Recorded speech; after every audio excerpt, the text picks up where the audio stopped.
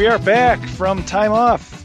Terry's Talkin is back in the saddle. David Campbell, your host of the Terry's Talkin podcast, and I'm joined back from his trip. Actually, you got back sooner than I did, Terry. Mr. Terry Pluto, award-winning columnist from the Plain Dealer and cleveland.com. Terry, how was your time off? Well, we went up to the Upper Peninsula for 10 days, and as one reader said, your annual UP column. And it's fun to write about that stuff up there because it's so different. And I have to admit, we were on a trail hiking, and it's called the North Country Trail, which is sort of their version of the Appalachian Trail. It goes way up a lot of the northern states and that.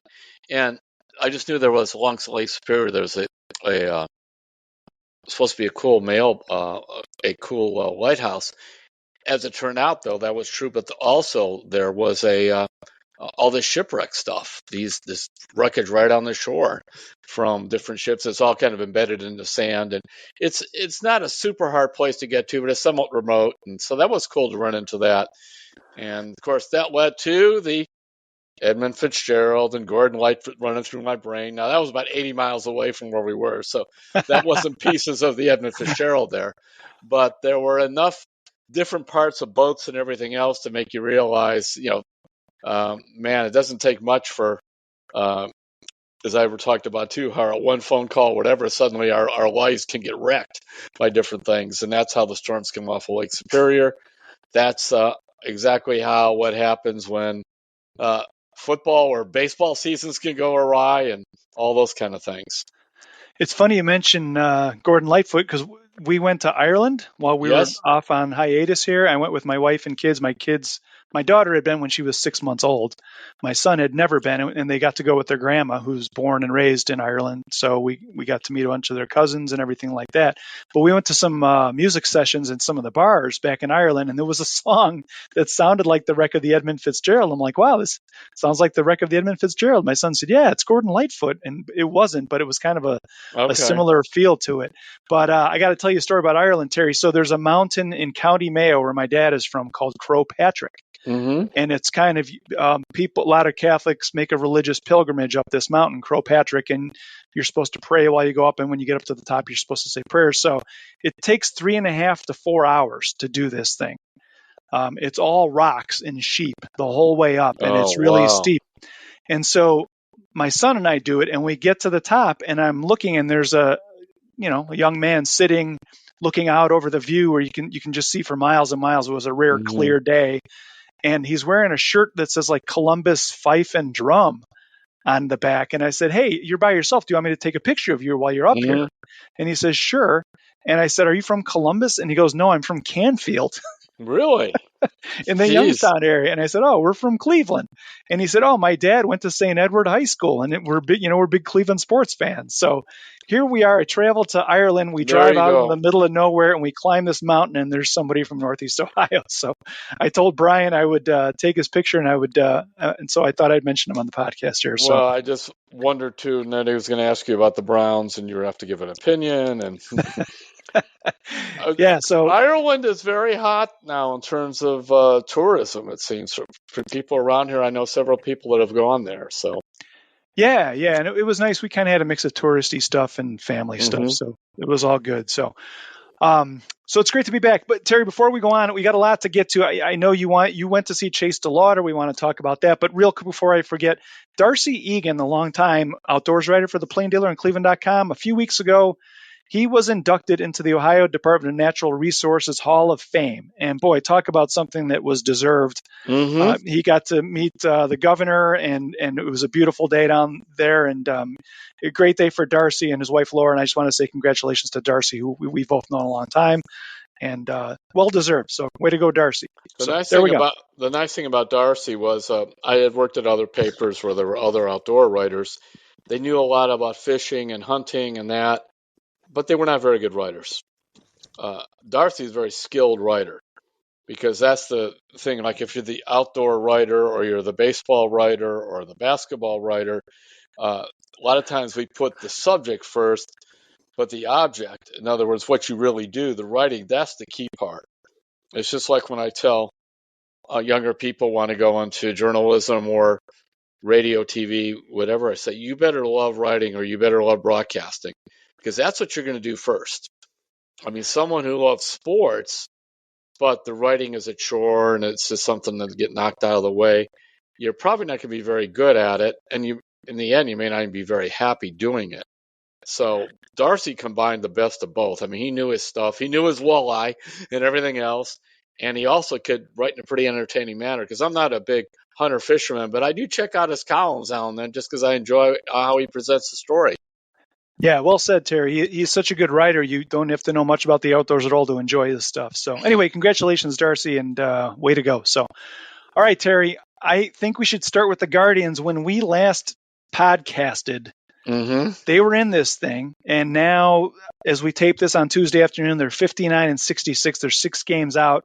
I wanted to ask you right off the bat here, is this thing over? Yes. How's all that? Right. Well, that's what I thought you were going to say. And I guess the second question is, like, whose fault is this? And we're hearing from a lot of fans about that are upset about this. Is their fault? And if so, who's to blame for what's gone on here? Well, I guess if you were to say, people want to jump on the Savali trade, but even had they kept Savali, it's hard to imagine that they would have pitched whoever has a spot in the rotation. I get, some people would say Syndergaard or whatever, but really with all the rookies, the rotation is not, when you have the best ERA after the All-Star break for a starting rotation is not the problem.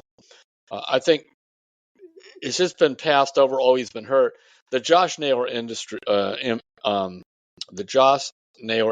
injury was devastating, because it wasn't just that he was on his way to a career year, 100 RBIs, hitting 300. That took the guy out of the lineup behind Jose, and Jose tailed off since then. And you can see Jose swinging at bad pitches. So you could argue that if they kept Rosario, they would have got a little more of the offense out of it. And that's probably true, because Arias has not hit that much, but they were looking at it. I give up on Josh Bell. 602 plate appearances from August 2nd of 2022 to August 2nd of 2023. 12-month period. On August 2nd of 22, he was traded by Washington to San Diego. And then over the winter, he signed with Cleveland. Then he played here. 602 plate appearances. He batted .219 with like 15 homers. You can't say Miami fixed him, because he walked off the plane and started hitting. I mean, you didn't even have time to talk to a coach. You barely got time to find his bats. Yeah, that's something. And the level of, I don't want to say outrage, but just irritation from the fans has been kind of head turning to me. And I guess I shouldn't be surprised. But let me read you a couple emails we got, Terry. This one's from Martin Janico from Menor. He says, how is it that owners put up with an incompetent executive team on a light hitting team? They trade Rosario, a real hustle guy, for a worthless pitcher. Then these geniuses trade a good pitcher in Savali for prospects. We needed hitting and did not consult with key players or the manager about these moves. We don't know if that's true, Martin, but they turned a competitive team into a losing team. Pathetic. Cleveland deserves better. And this is from a longtime listener, Neil in Jamestown, New York. He says, hey, Terry, how much blame should Antonetti and Chernoff take on the construction of this pathetic offensive team? I'd like to give them more of a break due to past performance, but it's hard to do that right now. You're probably seeing a lot of this kind of thing too, right, Terry, from the fans? Should they be upset? Yeah, I mean, the front, not so much for this last bunch of moves, but the front office had a bad winter, period. And you put $23 million out of your $81 million payroll in Zunino and Bell. You could argue now all of a sudden Josh Bell's a bunch of fans. I didn't get a single email loving Josh Bell until he got on that plane to Miami. But he took his talents to Miami, didn't he? He took his talents to South Beach. There you go, another guy. And those two guys, Zunino doesn't even make it to midseason. Bell you dump out of because you're afraid of having to pay him $17 million. And you anticipated that he would come around to hitting 20, 25 homers. And now maybe he'll end up doing that. But I have to admit, I was becoming alarmed because I was taking that time he had in San Diego and starting to roll it over into Cleveland, because it's just a long time. 602 plate appearances. And there was very little power, and he drew a lot of walks. I mean, a slow guy drawing a lot of walks was about it. And he's bad defensively at first, so he had to be a DH and hit. So if you really, I fault that. Those were two big moves. I mean, Antonetti said, well, when you go in the free agent market, it's always a gamble, and that's correct. But you did put 25% of your payroll in that area on those two guys. So you start with that. Then, of course, making them look worse is they decide to move off of both Benson and Nolan Jones. Of course, what happens is they turn around and hit. I have to admit, the Benson thing has surprised me. Here's another guy. He had over 500 at-bats in AAA and hit like 245. Now, his OPS was over 800 because he drew some walks and had some power. He was striking out nearly every 3 times in AAA. So I didn't see this, but he's continuing to play pretty well with the Reds. Nolan Jones was one where they dumped out early on him because he didn't really have not a ton of at-bats in AAA, and they certainly were better than Benson. And even when he came up in 2022, he has some nice moments. So I'm going to throw this at you, Terry. I think what's the old saying in baseball? It's the only profession where you can succeed 30% of the time and be a star, right? So you look at Antonetti and Chernoff and their track record, like Neil was mentioning, and just a remarkable run. Yeah. And I think that when these guys saw Bieber go down and McKenzie go down and Naylor go down and all these, and to a lesser extent, Cam Gallagher, and just injury after injury. And these guys live in the world of simulations and projecting the future. Mm-hmm. And I think you're right, Terry. I think when Naylor went down, I think they looked and they're like, all right, we're going to try and hold this thing together and maybe win the division against the Twins. And then what? Like, we go into the playoffs and get swept by, in the first round. And I think as they played this scenario out, I think they said, all right, with Naylor, McKenzie, Quantrill, this is not going to work out well for us, and we need to start planning for next season and start playing these young guys and start making some plans. I think they realized that right at the trade deadline, and this is exactly what they thought would happen. And they've admitted, like you said, we messed up on Josh Bell and Mike Zunino. That was our 3 at bats. we had our 3 at bats. This was one of the 7 where we struck out, and this is not our year. And we're just going to start looking and working toward the future. Am I on the right track with that? Yes, and the Bieber thing was a killer to them because they had. I wish I knew the players involved, but I was talking to somebody from another organization, and they had a couple of very big deals pending, and they were kind of trying to just wait a little longer to see if they get more. Of course, if you remember, his last couple outings, Bieber wasn't pitching well, so suddenly interest was cooling. But they were going to get prospects and a hitter to help now. It was going to be the type of deal perhaps they made with Clevenger. It was something like that. But then he got hurt, and of course, they're stuck now with him because even if he comes back and pitches in September, you might as well come back open next season with him. It's hard to imagine getting a lot in the offseason. So that cost him. And then, I mean, look, Cal Quantrill keeps giving up 6 runs in these minor league rehab starts. I mean, they've been concerned about his arm. McKenzie, is he going to need? He still may end up needing Tommy John. They don't know that until he comes back fully and tries to throw. So you're correct on all the rotation guys there. That was a big part of last year. Quantrill, McKenzie, and Bieber each made at least 30 starts. None of them missed a start. Not a single one. And that was the anchor for the team. They pitched more innings. They get less wear and tear in the bullpen. And they just had a year where a lot of things went right. I wrote about that over the weekend. I mean, when you're setting a team record for wins and last at bat, and it just was 1-run games. Yep. Yeah, it was funny because Francona almost was prophesying that because he said several times over the winter in his spring training, I don't want last year to be kind of a feel-good story, sort of a fluke. I want it to be the start of something. Well, you look back in the rearview mirror now, and it was more of that. it was more of a feel-good story where a lot of things went right. Now, meantime, the other problem, because now we'll see if Benson and or Nolan Jones become a regular outfitter over time and becomes a good productive player, but because you gave up on them and because Oscar Gonzalez fell apart, and now I have to eat my SpongeBob because he's looked pathetic since he's come back. I mean, his batting average isn't bad, but there's been no power. Because of that, so they turn around and they make a trade for Manzardo because they've targeted this guy. They love him. They think he's going to be a really good hitter. I guess some people, well, they're first baseman, already have a first baseman. I don't care where anybody plays right now other than third base. They'll find a spot for him because they need hitters.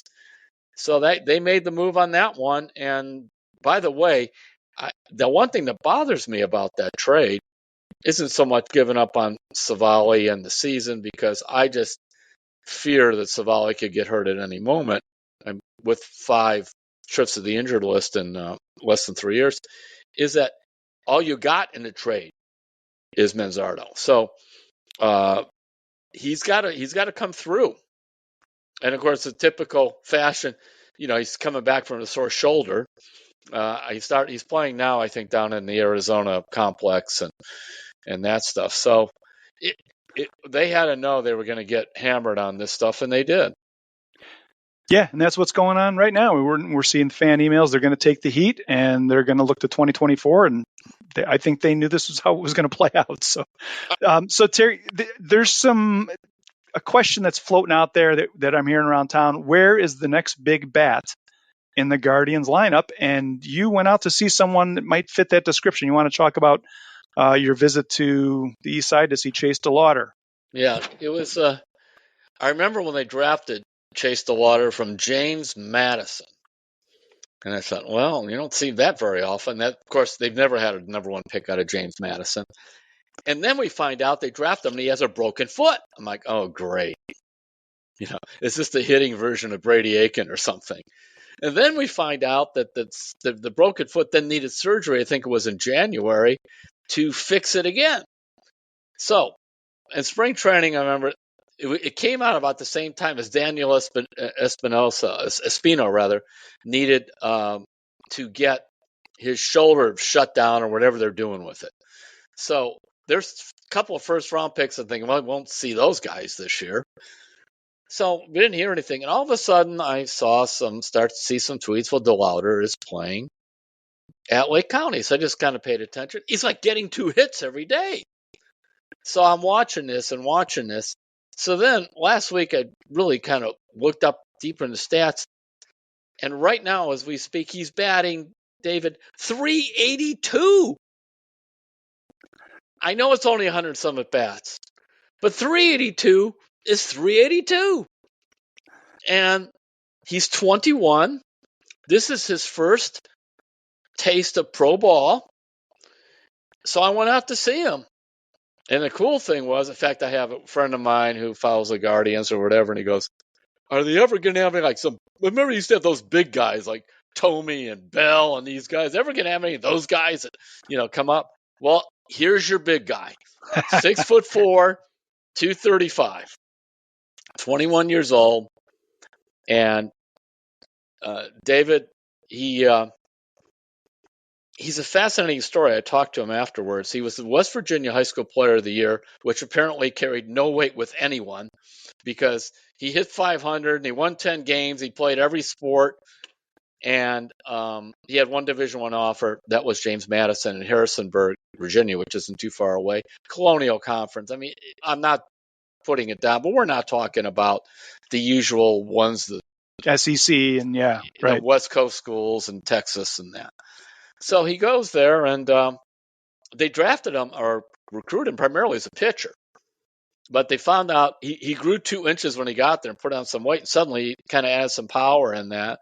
And he had a good first 2 years, but here's what happened, and this was the game changer for him. It kind of shows how scouting works. I mean, he was on the radar screen for teams, but then he went to the Cape Cod League. Do you know much about the Cape Cod League? It's been around forever, and I know it's a good barometer for the majors because they use wood bats there, right? And it has Exactly. been for decades, yes. So in the summer of 21, he goes to the Cape Cod League. He hits like 300. He leads the league in home runs. And in fact, he started like 3 for 20 something or other and got better as he went along. And all of a sudden, he's becoming like one of the top hitters on people's scorecards or scouting cards. And then he goes to James Madison. He's hitting like 380. And that's when he broke his foot. And so um, Cleveland took him anyway, number 16th pick. And right now, you can catch him at East Lake, at Lake County. It's an interesting swing, David. He calls it a scissor swing. He's up on his front toe, and as he swings, he kind of leans back. His back foot moves, and then he has a real short, tight left-handed swing. It makes a lot of contact. So while he's hitting 380, he's only got one home run, but he's got like 14 doubles. Remember, this is like 100 at bats. He's struck out only 15 times. He strikes out like one every 8 or 9 times. He's not drawing that many walks. I was there. I think I saw him see 5 pitches and he hit the ball 4 times. I mean, if he swings at it, he hits it. So when you say he's up on his front foot, when he pushes off that front foot, his back foot goes back in the box? That's what it looked like, but he said it lines interesting. up his hips, and it's a swing he's always had. And nobody seems to like it, but they like how he hits, so they've left it alone. So I saw this scout from another American League team there, and I'm talking to him. And I said, what do you think? Because he says, I've been scouting the Midwest League most of the summer and turning in all the reports. And he said, I'm looking at that swing and go, that will never play. I'm not quite sure I've seen anything like that. He says, I'm watching. He goes, I'm a believer. And he said to me, watch, Terry, he hardly ever swings and misses. And he's got power. He's just learning. He's only 21. He's just learning what he can do. In fact, Chase told me, I think he was only like 6'1" or something when he went into college. Physically, he's just blooming now. And I'm fascinated. Look, 382 is 382. And that is not a hitter's league or a hitter's ballpark either. The average hitter in the Midwest League bats 241. And so you take that, and it's even hard if you go through the whole Cleveland farm system to find a guy hitting over 300. I know we could play OPS. His OPS is well over 900. It's high. And I just think that there's something kind of cool about this story. But to show you how, things can be really difficult in the minors, like the level below, Lake County is Lynchburg. That's the low A team. There was a kid they drafted out of North Carolina, Charlotte, named Nate Furman, an infielder. Now he's a small guy, he's like 5'8" or whatever. Took him same draft as Chase. So he's hitting 320 down there at Lynchburg. They move him up at midseason. He's hitting like 211. It looks lost. So that was another reason I was kind of impressed, because I look at how is my prospect that I'm interested in hitting in comparison to how everybody else hits in the league, to like people in the level below who come up, and then age-wise. And he profiles strong in all of those areas. And I like guys that don't strike out a ton in the minors. And it's not, by the way, he's got a really good arm. You could project him as a right fielder very easy. Now, the big thing, we just don't need any more broken feet. Yeah. Yeah. So, Terry, you talk about bringing guys up, and would you leave him at Lake County to finish the year? Would you send him to Akron to let him get a taste of some Double-A pitching? Guardians are always very deliberate with this kind of thing. They don't want to leave bad taste in anybody's mouth. Till the last week of the season. So if he goes up and faces, plays 4 or 5 games, it doesn't go well, fine. Because when you have a player that's come through, this is a major injury he had now. This is 2 operations. And he's a right-handed batter, so I believe it was the left foot that the surgery was on. And you could just see how that could, impact the swing, but it hasn't. He's very, very polite. Parents did a good job with this kid. You could tell that. He was on the honor roll, by the way, in the Colonial Conference. I mean, there hasn't been a guy like this that they drafted in a while. Now, Jonathan Rodriguez, another big guy, he's hitting, and he's just moved up to AAA. He's got 28 homers between the two levels, but he's striking out about every 3.5 times. Now, we'll have to see how that plays. But this is what I heard, his exit velocity, off the bat is one of the highest. Well, okay, fine. But what I like is when you have that good exit velocity because the bat hits the ball a lot. And that's what I saw And with squarely. Chase. Yep, and Yeah, that's squarely. squarely. Yep. All right, Terry, we got to move along here, but I do want to ask you, it's been a tough month for Guardians fans, and it's all about who's next and how they can help the club. I want to ask you, how do you think they're using Gabriel Arias in the right way or not in the right way? And then we could talk about Juan Brito real quickly. Why don't you get into those two guys before we take a break? Okay, Arias should be given a chance to play short. I just think defensively, he's an elite defender anywhere he plays. He drives me nuts as a hitter. I've never seen a right-handed hitter look so helpless against left-handed pitching.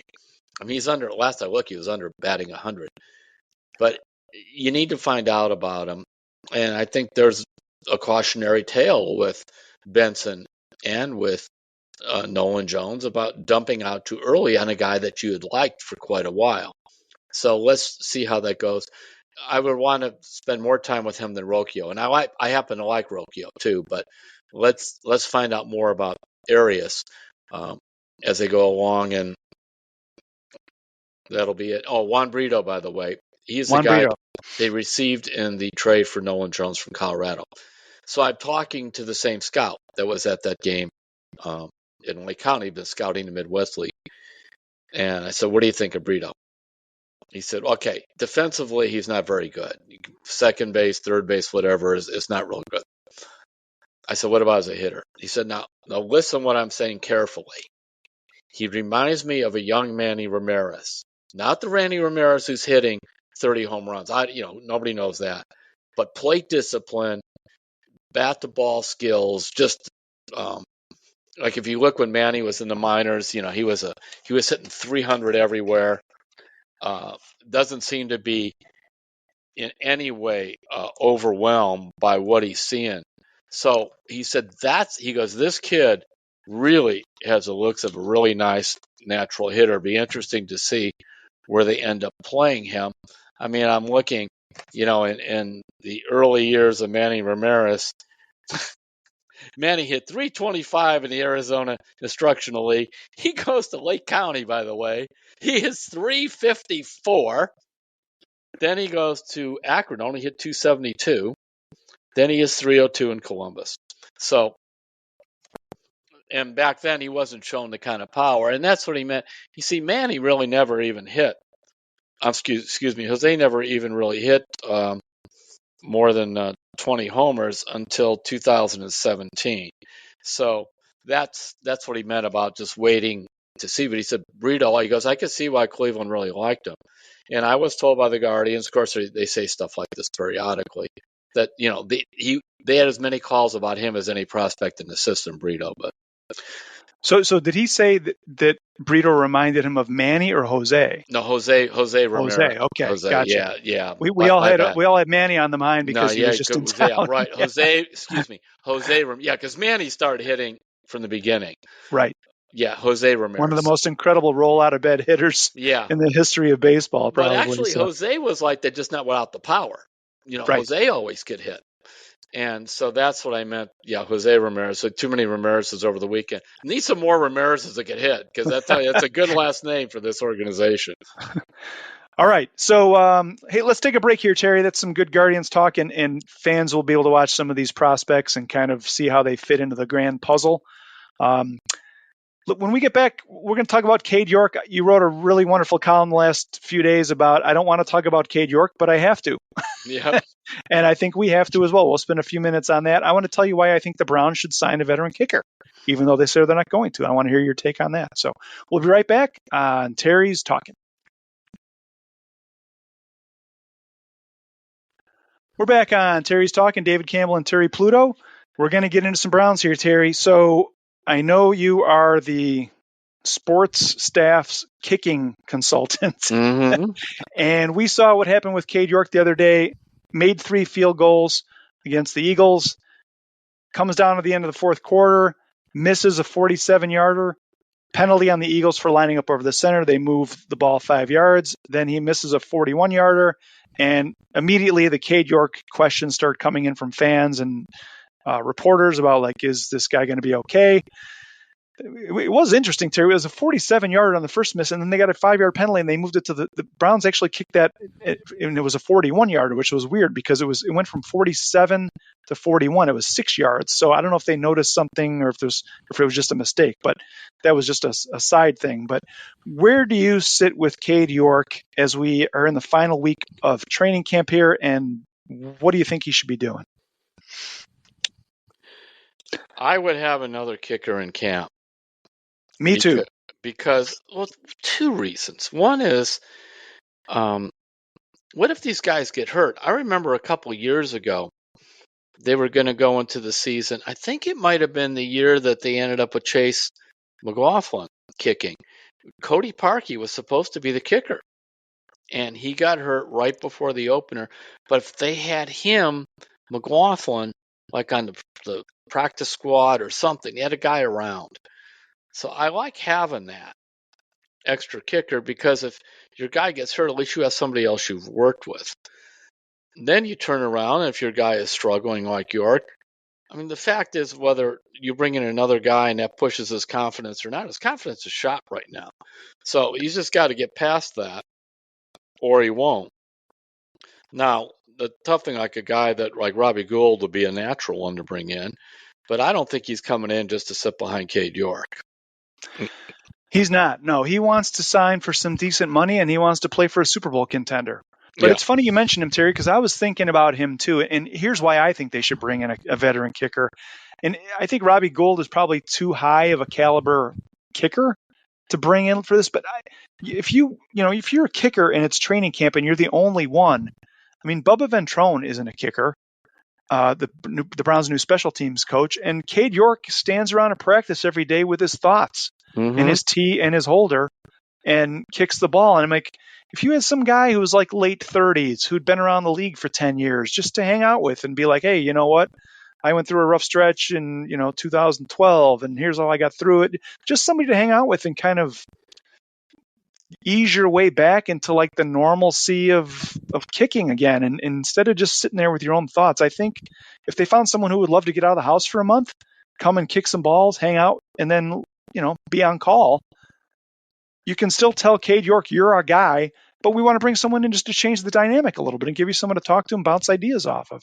I don't see any harm in that. It's got to be the right guy, but for you're sure. correct. Because some guys are just figure, look, it's a chance for me to get back in the league or whatever. He's on his own. Nobody ever helped me.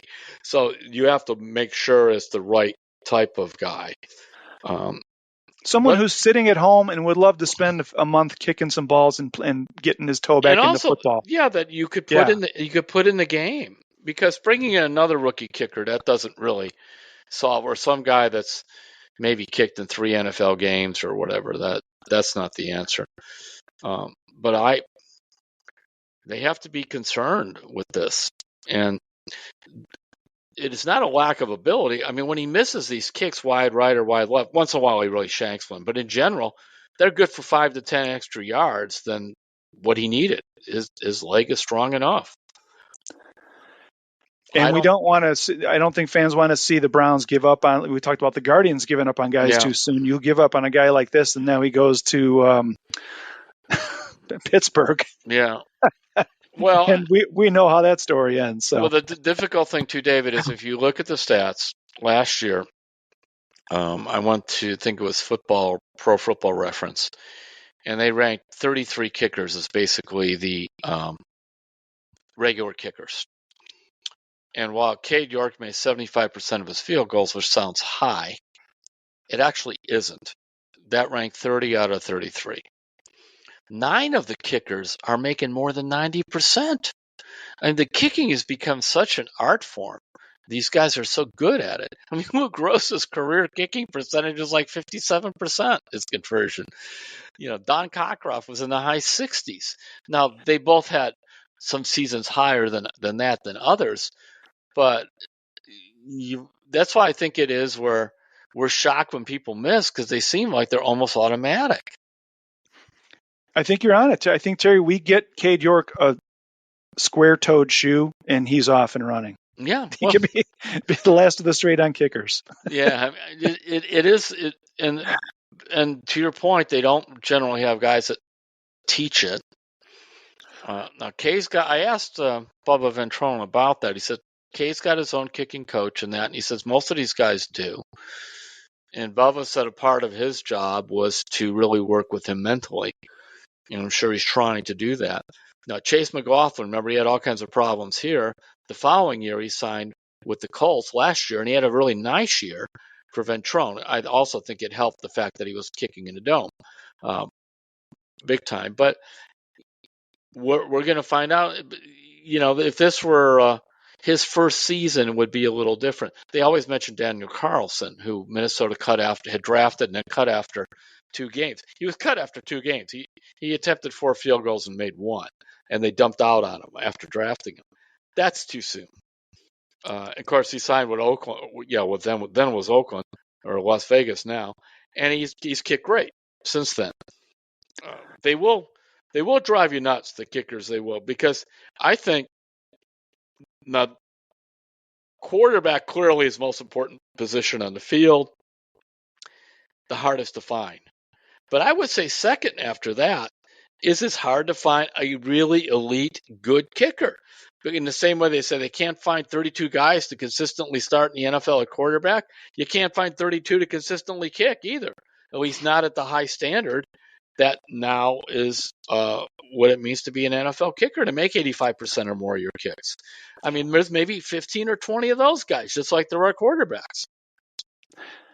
Yeah, find some guy who's mowing his lawn, bring him in for a month, have him crack a few jokes, lighten the mood a little bit. Things will be fine. So I think they'll be good. So, all right, Terry. So Cade York is sitting with those missed kicks until Saturday afternoon in Kansas City.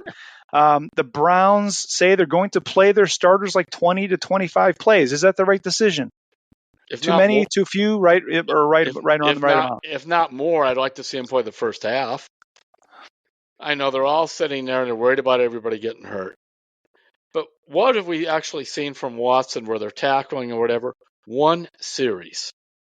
Now, if Watson had played well last year in his last 6 games, I would feel fine about that.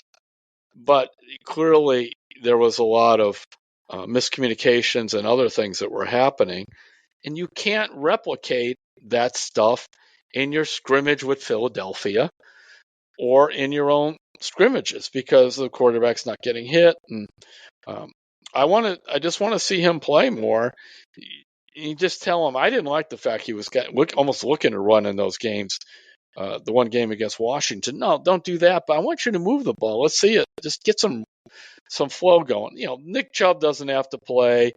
You don't want to play Myles Garrett because he's had this foot thing. That's fine. But Watson and those receivers, they need to get some timing and get things going. The offensive line needs to play with him some, where it really is all and out football. And then was a weird thing mentioned, like, well, it depends on how much Kansas City plays their starters. I think, what does that have to do with anything? I have no idea. I'll tell you this. Now, I know it's a different sport, but like when I'm down in spring training, I tend to go towards the end. I mean, they're playing their starters 5 to 6 innings anyway, and they're not saying, well, if the Dodgers aren't playing their regulars, we're not going to play ours. They go, no, our guys, my pitcher needs his innings, my hitters need his at bats. Now, they don't want to make sure everybody looks healthy, all that kind of stuff. Granted, they're not getting hit, but the way pitchers go down, you could get in a paranoia. Well, I'm not going to pitch them because they might hurt their arm. But if they don't pitch, their arm's not going to be strong. Well, it's the same thing here. You have to take a certain amount of contact or whatever, I think, just to be ready for opening night or opening day. In the case of the Browns, I mean, it's Cincinnati, it's Pittsburgh, then there's Baltimore. 3 of the first 4. You got to be. This is not easing to the regular season. Yeah, it starts for real. And if you're gonna have your guys play the first half or the first 20 or 25 plays, would you rather have them play against the first team front seven for Kansas City or the second team front seven? I don't Like who care. cares? It Like if cares. they take out their starters, that's a good thing. Because when your Watson was struggling last year, it didn't matter who the other team was because he was messed up. And when he got it cooking, and that, for example, that second half game against Washington last year, which was a very good defense, that didn't matter either. He was cooking. I just want to turn up the heat. Let's get that stew tasty. Get it ready. Get the recipe right. All right. Well, that's Saturday at 1:00, and then it's on to the real thing after that. So it's coming up fast. So, hey, Terry, before we move on from the Browns, I want to talk about you had a lovely column about Doug Deacon over the weekend. You spent some time telling his story. Do you want to get into that real quick before we move on? Well, I just realized that, it's a year since Doug retired. I just wondered how he was doing. I know some of the fans were. So I went out to his house on the west side. He has got one of the greatest views in all of Cleveland. His house is right up against Lake Erie. I mean, there's his house, there's a patio, a cliff drops down, and there's the lake. And not only do you just see the beautiful lake, you look to his right, and there's downtown. I mean, it's a fabulous view. Doug's really content. His two kids live nearby. He's still close with his former wife, Connie, very close. Plays a lot of golf. But, as he said to me, I think he's 74 now. His back was beat up, and he's had 9 surgeries and that. And I think he was almost embarrassed sometimes. He said coming into the stadium where he needed a cart to get around, and just thought it was time to quit. But I just kind of wondered how he was doing. And he's doing well. Of course, he was very frustrated by the Browns last year. Drove him nuts, he said. He watched the games on TV. A couple of times he went, I guess, with Browns backers thing. I think it kind of drove him nuts because the team went bad and everybody was yelling at Doug to fix it or something. But overall, he said he went to 2 games. The alumni. One was the Jets game. He goes, I left with like 2 minutes to go, and they were up by 10. No, they were up by 14, Doug, and they blew it. And then the other was the Patriots game. Remember that they were never in that one. So so he's not boycotting the Browns or anything like that, but he's also knowing that that chapter is over for him. Check that out if you can. It's still up at cleveland.com/Pluto, and really nice column, Terry. So hopefully fans can find some time to check into that. So, all right, we're going to touch on the Cavs real quick. Kathleen Thompson, longtime listener of the podcast, she has written in and she says, "Hey, Terry, I'm looking forward to the upcoming season for the Cavs. They're going to miss Lamar Stevens. Mm-hmm. What are your thoughts on Lamar Stevens?" Thanks for that, Kathleen. How big of a departure you think he's going to be? He was always a guy I thought was underused once he established himself as being a good defender and a tough small forward. And I know they love the 3-point shot, and that's not his specialty. But Stevens and Okoro, they did bring something to the team, and that was. So I think that's a guy they'll miss. And I understand now, they went out and they traded for. They added a couple of guys. So especially, by the way, I'm interested to see Niang from Philadelphia. I was listening to an interview with a guy that covers the Sixers, and he said, beyond question, their most consistent guy coming off the bench was Georges Niang. He said just because he shot 40% on threes. So, now Strus had some up and down shooting games, but he's going to be the starting small forward. And I guess they just figured with him being the starting small forward, a Coral off the bench, you really don't need Stevens. And he was in one of those trades. But I'm with Kathleen on that. I wouldn't have prevented me from making the moves, but I like him. Yeah, it'd be interesting to follow his career as he goes along and see if he does get more minutes and more opportunities. So, all right, we got one more Cavs question, Terry. This one is from Rich Smith from Columbus, and he says, "Hey, Terry, have the Cavs had any contact with Ricky Rubio or his agents regarding the length he'll be stepping away from pro basketball? It would be beneficial to know if he would miss part of training camp, half the season, or a full year. I understand with mental health issues, there's no timeline, but will the Cavs have to hold that roster spot open until they get a definitive word one way or another?" And again, that's from Rich Smith. it's kind of, if you're playing GM here, Terry, in terms of that roster spot, there's really no rush, right? You can kind of just ride that for a while, I would think, right?